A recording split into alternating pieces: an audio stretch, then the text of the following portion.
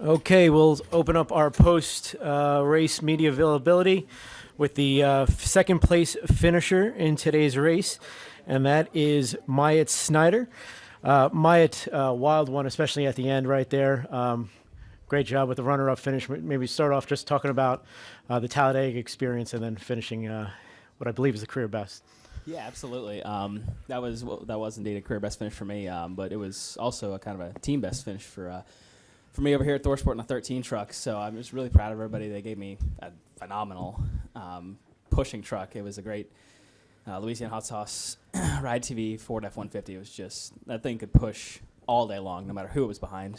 So just really proud of all my guys. It was insanely hectic out there. Like, everybody was just kind of darting all over the place. Luckily, I got behind some good trucks. I got behind Timothy for a while, and me and him worked together really well. So just proud of everybody on my team. We did awesome. Great. Any questions for Mike? Raise your hand and we'll get a mic to you. Bueller? Chris, did you have one? Question from Chris right here. Wait, what website do you work for? Sorry. ChrisKnightCatchFence.com. Can you talk about Brett Griffin? He seemed like he was keeping you well aware of everything that was going on, and he kept encouraging you, do this, don't do this, get off of him, push him, everything. How influential was Brett today? Yeah, absolutely.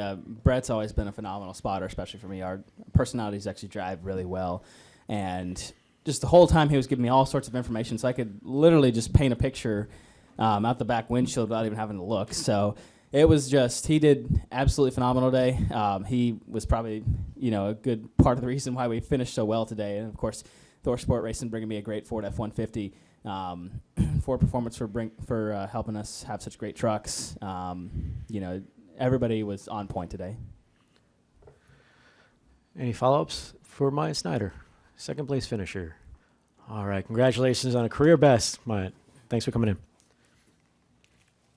Okay, first off, thanks to Brett Moffitt for sticking around. I don't know if you saw him hanging out in the back there. We were waiting for him to be officially locked into the round of 6, and that is confirmed by NASCAR. So welcome to the round of 6, Brett.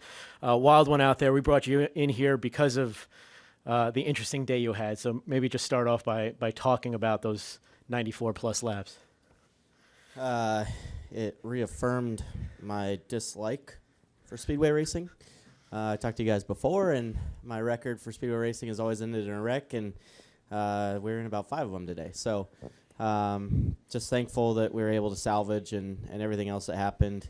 We were just trying to ride along, and someone got turned down the track into us early, which gave us trouble all day with not being able to clearance the fender, and the right rear tire kept cutting, and we were on the edge of cutting right front tires, which would have been catastrophic. So thankfully we were able to patch it, get it to the end, and I'm glad to go into the next round where I really feel like we have a lot of confidence and our team has a lot of speed. So we should be able to compete for wins week in and week out from here to Homestead. Great. Thank you, Brett. Any questions for Brett? Please raise your hand and we'll get a mic to you. Got Bob over here, please. Bob Pockris, ESPN. Is that nerve-wracking trying to calculate points or hearing what you need to do, or was it just, or are you like, I'm at the mercy of this racing and I'm just going to drive and whatever happens, happens? Yeah, after the first incident happened, it totally changed our game plan. We were trying to be conservatively aggressive early in the race, and if they got dicey, we kind of bailed out, and I was just kind of minding my own and got caught up by a pretty stupid move on somebody's part. I don't know if he thought he was clear or not, but from then on, it was all just, I was very worried, very stressed about where the points were. Obviously, we saw the 52 have trouble and the 41 had trouble, and that put a little bit of ease to it, but you still got to survive with how close it ended up being. So I was stressed, and I'm going to go have some cold beer and focus on Martinsville. Brett, I have one last question, not regarding the playoffs, but can you talk about putting the Red Cross on your truck this weekend? I know it was sort of a last-minute deal. Yeah, we, obviously with everything going on, we had a bad day today, and we had a bad week coming to the racetrack with no sponsors. But with everything going on around the world, not only here in the States, but also in Japan. They're suffering a lot of natural disasters, and a lot of it was I was doing my own personal deal with Casio and the Red Cross, where you can enter to win a trip. A $10 donation enters you to win a all-expense-paid trip to Homestead for you and a friend. And then, the partnership just made sense since the truck was open. Our bad days are nothing compared to what the people in Florida and all around the world are going through right now. So, we wanted to give back. Obviously, we don't want to come to the track without a sponsor, but we're set for the rest of the year, and we wanted to take this opportunity to give back to those people and try to help them. Great. Thank you, Brett. Got one to Chris? Yeah, ChrisKnightCatchFence.com. Brett, 4 races left. Where do you guys feel like that Hattori Racing stands for those races, and how do you think that you'll do at Martinsville? Martinsville's, I would say, the biggest question mark on the rest of the schedule. We had a really good run there in the spring. I think we needed to get our stuff a little bit better going back. We didn't quite have the raw speed that a lot of trucks had, but we were decent on long runs and stayed out of trouble. And but from then forward, I'm very, very confident in our race team. We've been really strong on all those styles of racetracks. If we're still in the Final Four or not at Homestead, I feel like we can go there and compete for a win. And I'm a much bigger fan of the next 4 tracks than the 3 we just did. Any final questions for Brett? All right. Congratulations on moving on, Brett. Thanks for coming in and the patience.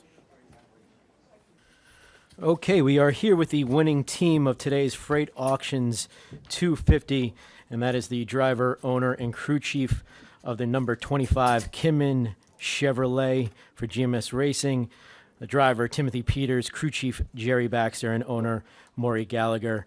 Open it up to the winning driver to start with.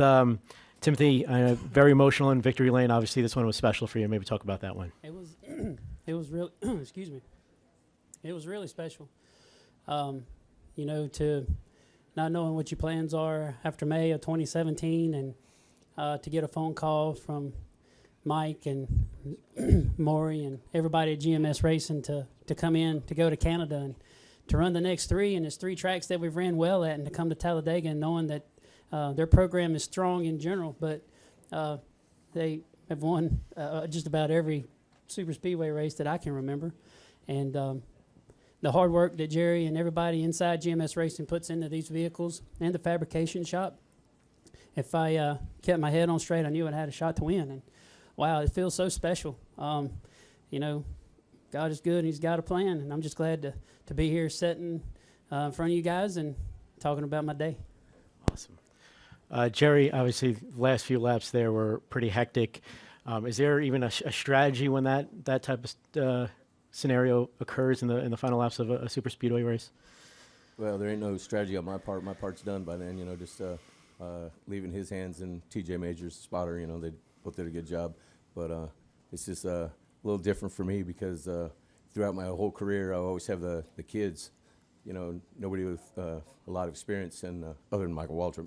But anyway, so it was a pleasure to work with him, and I felt like we had a shot. So, Maury, how special it is to be here with Timothy winning the race. We've been racing against Timothy most of the time, so I'm real happy he's sitting here with the right hat on this time. I think a couple years ago we pushed you to the win here in 2015, so I was terribly excited when we had Timothy in the seat because he's a good odds-on favorite. He probably had the best odds to win the race. In fact, one of his crew members put $100 on him, and he won some money. So, no, it was a great investment by Mike Beam to give Timothy a call, and obviously his record speaks for itself. And while there's a tremendous amount of skill out there, and you see what happened today, this is a bit of luck too. Right time, right place. But no, we couldn't be more excited, and it's good to see an old pro like Timothy. Not old's not the right word, is it? A pro like Timothy do well. Great. Thank you, gentlemen. All right, I'll open up to questions from the media. If you have a question, please raise your hand, and we'll get a mic to you. We'll start over here to Matt. Matt Weaver, AutoWeek.com. For Timothy, Even though I know that you would like to still be here full time, how much are you right now kind of living your best life? Because you're managing the late model team. Every time that someone needs a one-off or a sub, you're the first call. A lot of good things going on for you, and now you've won Talladega. Yeah, I mean, our late model team with Nelson Motorsports has been going well. And hey man, thanks Brett, appreciate it. Thank you. Our late model team has been going well, and it's definitely helped keep my name out there. I feel like, and running some truck races last year, the end of 2017, and running one race earlier this year, and just trying to stay out there and talk to people. I'm 38 years old, and I don't feel like I'm done by any means. It's just they're trying to be at the right place at the right time. I would like for my phone to ring a little bit more. Maybe middle of the week, Maury give me a call just to talk, but no pressure. It just feels good knowing that the 3 races and the 3 race opportunity that Maury and everybody at GMS and Mike Beam and Jerry Baxter gave me to work with the guys on that 25 team. It was like a boost of confidence. My wife really helped me get my passport to go to Canada. And when we got up there, it was the first time that I always knew of Jerry, and we talked in passing, and knew of Maury and talked in passing. And but man, these guys are great, and I've got along good with Jerry, and we've laughed a lot. My side hurts, 10-4, Jerry, and it rejuvenates you, And here we are. In the media center talking about the win today with our Kingman Chevrolet. It's just an awesome feeling to have sitting here and knowing that I've had a lot of people within the industry and my family pulling for me. And 2 for Maury. You say that he's wearing the right hat, and certainly it has to make business sense, but what sort of circumstances have to fall into place to make sure he's wearing that hat more often, maybe next year? Well, this is a business that has a lot of expense to it, as we all know, and to play at the level that you can have the ability to win. So you end up with kind of, movement around things that maybe you wouldn't do. But working with guys like Timothy, from where I sit, and I'm not there day to day, that's Mike Beam's chair, Jerry's chair, couldn't be happier to do it. But, as I think someone says, I'm not that, old in this part of the world, but this is silly season, so there's lots of stuff going on with, what's going to happen next year. But anyway, it's we got to finish this year out, and Timothy's been a great addition to getting us from here to there. Yeah. Go to Jerry. Jerry Jordan, KickingTheTires.net and PRN. Or just an odd question, I guess, but what's harder, running a NASCAR team or running an airline and doing that? And what comparisons are there? Well, I don't do that much running here. I sit in the stands and I cheer. I'm starting to get up some of the lingo, but they don't ask me for pointers on downforce and keeping the spoiler out of the air. But I've been doing the airline stuff for 35 years, so I can spell that pretty well. I mean, I do that in my sleep. This stuff, they want me on the sidelines, and they don't let my red button work either. So.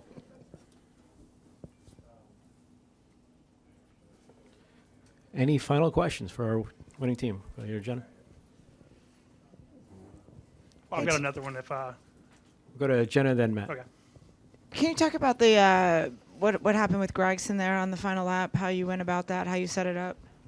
Well, my spotter said clear, and I'm sorry, Timothy. Can you press that button? spotter said clear coming down through the travel, and I just didn't get clear enough. But I knew had my teammate coming on the outside and had a good push. I believe it was Justin. Yeah. And he gave me a great push to the outside, and it was just formed up quicker, better trucks coming off of turn 2. I mean, we're going down to the checkered flag and trying to make the best of it. Obviously, Noah's going for it too. Was it a block? At that point it didn't matter. I wasn't going to lift, and I hated that the outcome what it was. But feels good to cross that finish line knowing that we won the race. Matt. Timothy, are you a little out of practice here with the post-race press conference button pushing part? Yeah. Last time I was in here, I hit the mic, and family and friends saw it live, and you can't believe the text and the personalized gifts that I got making fun of me. So I'm sure I'll get them again. But this is so cool. One more from Maury. the rumors and the speculation that you guys were trying to put together a cup program. How close did you guys get to that? How much is that still on the table? And how cool would it be for your organization to have a cup program? Well, we certainly investigated certain aspects of it this year. Cup program is the pinnacle of the sport. You always like to kind of mix it up, at least I do, and get out there. And as you've seen, we've with Mike Beam and the team he's built around it, we were, we did a good job pretty quickly, which I was very pleased about. We're still talking and thinking about it, but first things first, we're trying to get through this year and do some good things, particularly winning the championship in this part of the world. So Over here in the center. Christian Coley, FrontStretch.com and the Motorsports News Source. This question is for Mr. Gallagher and Mr. Peters. Today you picked up GMS Racing's 21st Truck Series win in the Truck Series. 21 has been a pretty significant number in the Truck Series to your team. Can you comment on that? that's a lot. That's more than I thought it was, frankly. That's great. Again, when I got started with Mike, many years before that, I joked I had a sign on my back saying, kick me, and because I wasn't that smart, I had to get the right people. And with Mike coming on board, he really raised the bar for us, and he basically puts all this stuff together. So winning, you can't beat the winning factor in this business. And I'm not so much a cheerleader. I'm not out front, doing all that. But if we're going to do this, I want to be up front, and that's kind of the whole reason that what you're seeing there. And guys like Mike Beam and Timothy, Jerry, they put the stuff together, and then you need a little bit of luck, but you also need to be pretty smart and tactical out there as well. So. No, it's 21 wins. That's a great number. Go to Chris. Chris Knight, catchfence.com. Timothy, can you talk about the emotion when you came out of victory, when you climbed out of the truck? It's almost like that anticipation that you never know if you're going to get the opportunity to win again, and it kind of showed when you climbed out of the truck. And then I have a follow-up for Mr. Gallagher. Well, at the end of the day, you don't know when your next shot's going to go, or come. It's a tough business, and again, it goes back to that phone call that I got to go to Canada and to team up with these guys.